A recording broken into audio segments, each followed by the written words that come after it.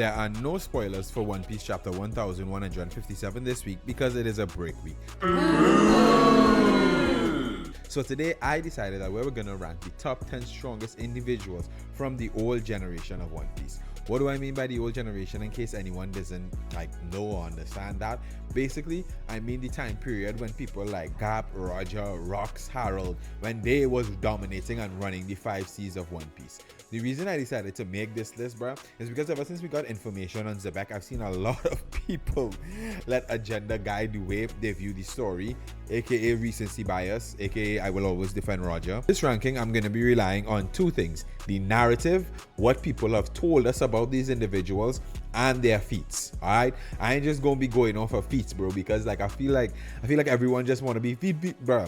Some characters are so strong, bro, they can't be revealed in the story as yet. We know this, so stop acting like y'all don't know this. But I already know this list is gonna upset some of y'all, so I'm gonna explain all my choices as I go and why I rank them at that position. And let me know what y'all think, if y'all agree, if y'all don't agree, in the comments. And if you like this video, make sure and leave a like. You know what I'm saying? It helps with the algorithm. Starting off with our honorable mentions, though, we have Mako the Phoenix. Alright, so I got 4 honorable mentions, and Mako has got to be on this list, bruh, because he is the first commander of the Whitebeard Pirates who possesses the Tori Tori no Mi model Phoenix, bruh, which was the first mythical zone we've seen in the entire series, mind you. And that should already tell you everything you need to know, bruh. If you saw Marineford, you'd see that Mako was clashing with multiple top tiers using Haki before we even knew what Haki was, and basically carrying, and he's been carrying in the New World, assisting the Straw Hats and other pirate crews that are on the come up. Plus, his Devil Fruit is absolutely broken, bruh. It grants him flight, increased durability, intangibility, and flames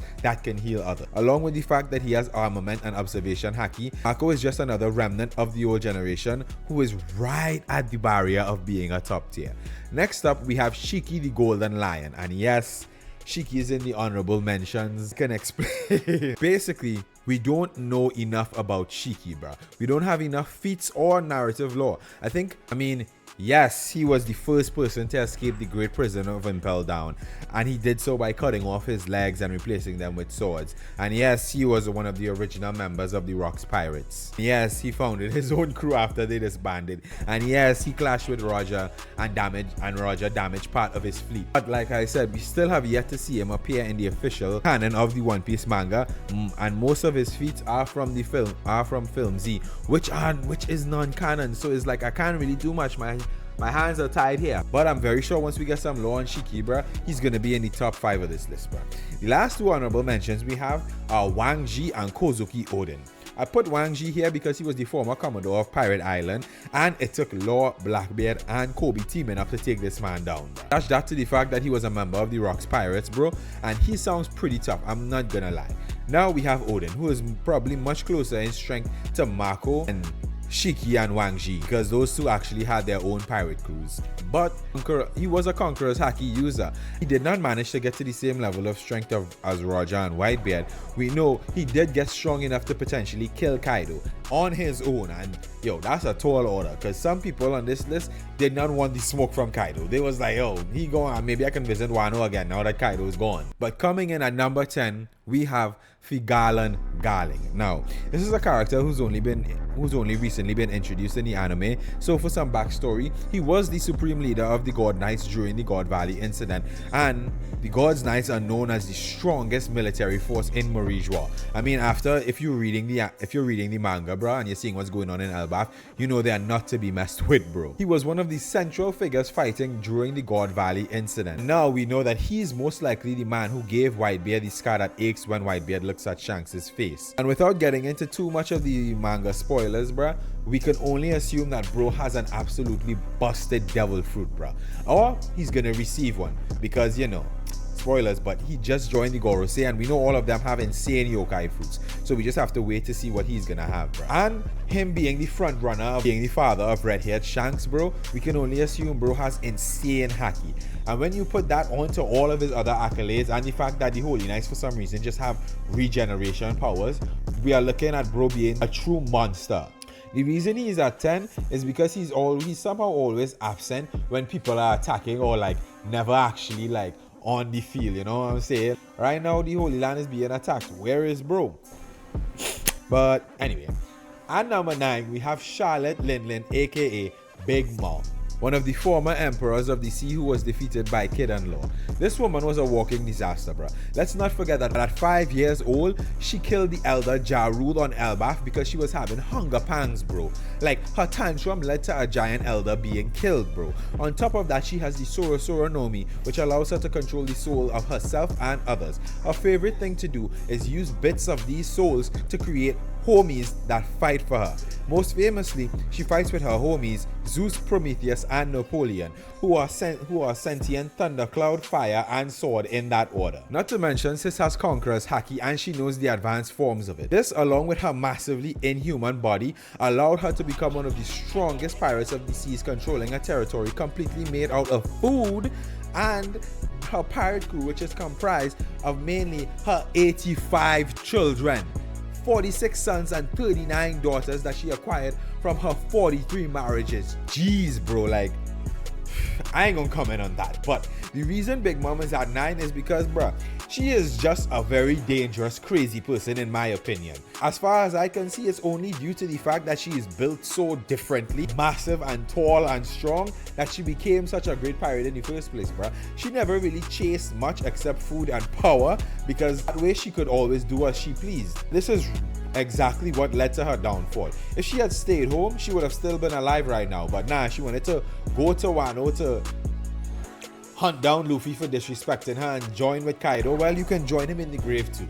Moving on, coming in at number 8, we have Sengoku the Buddha. Now, we can assume that Sengoku has some of the strength level relative to Garp, but honestly, bro does not have that much feats, which makes it very difficult. Like, he fought Blackbeard at Marineford, and that's how we know he has the Hito Hito no Mi model Daibutsu, and he was the Fleet Admiral, so like, I'm gonna let that give him a boost, bro. Because to become the Fleet Admiral as a fighter, you have to have incredible strength and power. But outside of that, we don't know much about him. His position on this list is mainly based on the fact that bro did become the Fleet Admiral, so he has to be relative to Garp in strength in some way or form, bro. I mean, honestly, the only reason Blackbeard didn't die from all the like energy blast that he was giving him was because Blackbeard is different, bro. They've been talking about how weird his body is from the jump, so I'm gonna chalk it up to that. But again, like I said, becoming the Fleet Admiral by itself and having a mythical devil fruit, yo, bro, is when we see Sengoku move, bro, it's gonna be legendary. That's all I'm gonna say. And at number 7, we have Kaido, the king of beasts himself. Now, some people might be like, oh yeah, Kaido and Big Mom are relative in strength. Yes, but relative doesn't mean equal. Kaido is definitely the better fighter and stronger, being an Oni made bro insanely durable. He used to let the government capture him so he could eat food, then escape once he was bored, bro. On top of the fact that he had insane Conqueror's Haki, which gave him access to advanced Conqueror's techniques and future sight. Bro is already in the same bracket of abilities as the best fighters in the verse, bro. But then on top of that, Oda went and gave bro a mythical devil fruit, the fish fruit model Azure Dragon, bro, which gave him a whole other bag of attacks that range from wind to lightning. And oh yeah, since he's a dragon, he can also breathe fire. Like, his presence alone deterred a lot of people from even going to Wano in the first place, bruh. He might have been relative to Big Mom, and that's why she was feared so much, because being a regular human and relative to Kaido is an impressive genetic feat, bruh. But he was way harder to kill than she was. Like, bro was an absolute beast. You had to have advanced forms of Haki to even do him damage in the first place, bro. And even then, you still might lose, because like the narrator said, in a one-on-one, always bet on Kaido. So coming in at number 6, we have Scopper Gaban. Gaban was the 3rd strongest on the Pirate King's crew, and honestly his placement on this list gave me the most issues, bro, because he doesn't have much feats and we've only heard whispers about him. But since his introduction, bro has not disappeared. The first one to display to us that there's a way to negate regeneration of the Holy Knights, heavily implying that the key is in how you use Conqueror's Haki. He was also one of the main fighters at the God Valley incident, and the Holy Knights were scared when they saw bro pull, genuinely. The only reason Gaban didn't actually stop the Holy Knights was because he had to protect his son, which echoes what Dragon said, being that a child is their parents' greatest weakness. Plus, we know he has decent durability, and being a former member of the Pirate King's crew, only character we've seen negate regeneration, I believe he's earned the spot as 6. Coming in at number 5, we have the Dark King, Silvers Rayleigh. I mean, I feel as though this man needs no introduction, bruh. Luffy's mentor who trained him in the ways of Haki, the second in command to the former Pirate King. I mean, anytime bro pulls up, people literally start shaking, bruh. Kizaru didn't want the smoke. And this is with a, what? 80-something-year-old really, bruh? Same thing goes for Blackbeard, bruh. They both packed it up and started running when they saw the Dark King. He has all advanced forms of Haki, and I think it's not crazy to say that bro probably knows how to negate regeneration as well. And other than Shanks, he's the only person that we've seen actually use Wi-Fi Haki, which is very interesting. Like, I don't think I need to justify really being on this list. In fact, some people might say that he needs to be higher, but at this point I think I'm really gonna start upsetting people with how I scale characters on this list, so it's whatever. Like I said, I'm not just going based off of feats or how much aura someone has in the anime. Like, bro, I don't care about that. I'm going off of narrative. I'm going off of narrative and feats, bro. What the anime tells us these people were legendary and capable of doing, and what we've actually seen them do, bro. And yes, sometimes the narrative is unreliable, but I think it's just a matter of reading comprehension, like Oda said. So coming in at number 4, we have the former world's strongest man, Whitebeard. Now, Edward Nugent, who I believe was a buccaneer because he stood at an impressive 21 feet 10 inches tall, bruh, was the pirate who rivaled Roger the most post Rocks era. Let's get that straight. He possessed all forms of advanced Haki and wielded the Gura Gura no Mi, aka the Quake fruit, which holds the power to destroy the world apparently. He founded the Whitebeard Pirates after his former captain was defeated at God Valley and his crew disbanded. Whitebeard was said to be the man who stood in front of the throne of the Pirate King but never actually became the Pirate King. This was because that was never his focus. He wanted the crew to be the biggest family on the sea because that's what was truly important. He was the captain of characters like Ace, Mako the Phoenix, Blackbeard, Diamond Jozu, and Kozuki Odin. He took a total of 267 sword wounds, 152 gunshots, 46 cannonball wounds, and half of his face being blown off by a Kainu, and he still died standing with no scars on his back because he never ran from a fight. Jeez, bro. This man was an absolute beast, bro. A lot of people in the fandom would have him as number 1 on the list, and I'm not gonna lie, I was tempted to change my ranking because Whitebeard is definitely not just top 5 of the old gen, bro, but he's top 5 in the series in general. I think Oda did an amazing job with his character and how he handled his death, bro. Marineford, legendary arc, and having Whitebeard die standing while announcing to the world that the One Piece was real was just a cherry on top, bro. It made sure that he could go out with the same legendary impact that Roger did. And he also got to choose how he died, which is like another respect that only One Piece legends, only the absolute legends of One Piece get, bro. In third place, we have the hero of the Marines himself, Monkey D. Garp. An absolute monster even in his old age, bruh. Garp is definitely top 3 of the old gen, bruh. He's a classic example, I believe, that when Oda tells you someone is a monster, bro, he means it, bro. Garp 1v1'd an island at 78 years old and had everyone on the island running for their lives, bruh. The only reason the Blackbeard Pirates were able to do any damage at all was because they tried to sneak Kobe, and Garp, being the absolute chad that he is, took the blow and still went on to beat them, bruh. He literally punched an island in the face right after that and speed blitzed everyone. When he told Sengoku he was gonna kill Akainu, bruh, I take that threat very seriously now watching it back, because we know he can do it. Everyone always likes to say that Shanks is a Haki man, bruh, but Garp is the one and only true Haki man, bruh. Don't know if he has future sight because we haven't seen him use it, but come on, it's a given at this point. Conqueror's Haki, check. Advanced Conqueror's Haki, double check, bruh. The ability to drop Haki bombs, triple check. I mean, this is most likely just Advanced Conquerors and Ryu being used in the most destructive and insane capability, compounded with the fact that he is just monstrously strong, so the force from him punching the air is like deadly. I mean, bro, he punched the ship and it went up into the air and started flying. You know what I'm saying? Like, bro, Garp is definitely top 3 of the old gen, bro. If we were at this point with the top 5, I would actually say, if number 1 is 100, everyone else is like 97, 98, 99, you know? Ain't no big discrepancies here. So, getting into number 2, whoo, you're gonna have an issue here. We have Rox D. Xebec. And I mean, do we need to say anything else about this man, bro? Major manga spoilers, so skip to the timestamp on the screen if you don't want to see them. But this man was the captain of the Rocks Pirates, which included Shiki, Kaido, Big Mom, Whitebeard, Stussy, Gloriosa, and Wang Ji, bruh. Not only that, but he killed a Navy Admiral, bruh. Like, Rocks beat this man so bad, he died in One Piece. Who dies in One Piece, bro? R.I.P. Ace. Now, you know how bad you gotta get beat to succumb to your injuries afterwards? Not only that, but bro clashed equally with the king of the giants, Harold, who was ancient giant, blood coursing through his veins and was about as big as Oz, and it took both Roger and Garp teaming up to take him down, bruh, which is also what cemented their names in history. This is because no one else was strong enough to take this maniac down, bruh. And not just that, but he has a kind of charm and charisma about him, bruh. His dream and the way he could make other people believe in his dream, he was the first one to successfully completely take control of Pirate Island, bruh.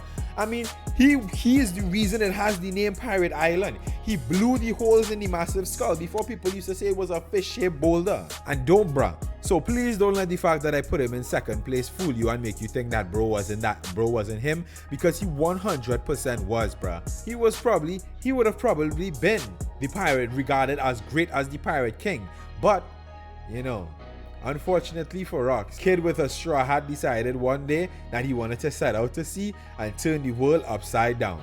And coming in at number 1, we have the Pirate King himself, Gol D. Roger. Yo, a major reason that I made this video, bruh, is because of the amount of slander that I am seeing Roger receive since we are getting the Rocks flashback, bruh. First of all, he did something that no one else in this entire series has ever done twice. He sailed around the entire planet twice, bruh. The first time he realized he didn't even get to the last island, so he did it again. And I hate the fact that people treat sailing around the world like it's just a navigation feat, bro. It's not. The Great Ed War that I mentioned, where Roger damaged Shiki's fleet, oh well, no. When Roger damaged Shiki's fleet, it was during the Great Ed War. But the reason that happened was because Shiki heard that Roger had found an ancient weapon, bro. Like, bro, I highly doubt the only time Roger fought the Holy Knights or the Gorosei or any of them was at God Valley. Yeah, guys, the government that burnt an entire island down and committed genocide to make sure some people didn't research history, yeah, they just let Roger sail all around the world reading poneglyphs and finding ancient weapons and growing closer and closer to the One Piece. Yeah. Does that make sense to y'all, bro? Like, Kaido, Big Mom, and the people of Zou had 3 of the 4 road poneglyphs that led to the One Piece, bro. The man marked by flames, we can assume, has the last one. Honestly, I think the man marked by flames might be Davy Jones, but, you know, that's neither here nor there. All I'm saying is I'm sure getting all 4 road poneglyphs originally from wherever they were and was not an easy feat in the slightest, bro. Especially if the guy who had them can create whirlpools on the sea and sails with an all-black ship. Plus, we don't know why Scopper Gaban's in Elbaf, really. I mean, we see he has a family, but what is his affiliation with Elbaf? How did he know that he could go there? Is it possible that one of the poneglyphs was there? We don't know. We just got Roger in the Harold flashback, and I doubt that this is the last time we're going to be seeing Roger in that flashback, bro. Brace yourselves, because we still have 38 years in Harold's flashback, bro, and we don't know why he ripped out his horns to this day, bro, or why he got involved with the government either. And post the God Valley incident, we have 14 years before Roger was executed, bruh. What happened in those 14 years that made bro be like, yeah, you know the hardest thing that anyone could ever do? I want to do that. I mean, I'm sure it has a lot to do with what he saw at God Valley, but still my point stands. But that he was an absolute monster, bro, because he was able to beat him. Advanced Haki on top like crazy, fam. And I bet he had that observation killing crap like Shanks did too. So all I'm saying is, don't let these flashbacks and recency bias blind you from the fact that there is a reason Roger was crowned as the king of the pirates, bro. The world government in One Piece would never let anyone, like, y'all see what they do anytime you just start to look into the Void Century. 5 Gorosei pulled up to murk Vegapunk and stop the broadcast because he was telling people the secrets of the world, bro. I'm guaranteeing you, when we get into it, bro, y'all, we're gonna see why Roger was rated as top 1, and we're gonna see why he succeeded in doing something that Zebek failed in trying, bro. But let me know what y'all think about this video, and let me know what y'all think about how I rank these characters. Some people might be mad, some people might agree. Let me know all of it in the comments, bro, and like and follow for more content like this. So until the next time I see you guys, peace out.